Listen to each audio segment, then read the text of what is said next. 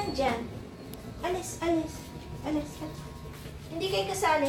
Hindi kayo kasali. Hi, hello mga mamsis! Kumusta na kayo? Halika, samahan niyo akong sa pamamalengke. Madali ang pamamalengke. Dito na lamang tayo sa malapit na talipapa. Mga 2-minute walk. Kahit naman tayo ay nagmamadali, piliin pa rin natin ang mabuti ang ating bibilihin. Yung sariwa pa rin.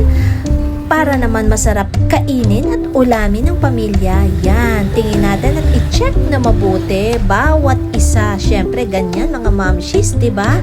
Tulad ng kamatis na yan, na ibang nabubulok na, aba syempre din natin pipiliin yan. Ano kaya ang lulutuin ko? Itong binili kong mga gulay, mga isda, at saka kaunting hipon. Ayan, hala, sige, kendeng pa. Pero bilisan na natin, kailangan na nating makauwi at nang makapagluto na tayo para sa ating pananghalian. At nakalimutan ko palang magdala ng eco bag. Pero di bale, nakapagdala naman tayo ng cellphone at ng mag-videographer. Thank you so much kay JM. Eto na, at may nakamis sa akin. Akala mo naman isang buwan akong nawala. Hello, Tudi! Happy anniversary! Happy 1 year sa Pingol family! I love you, Tudi!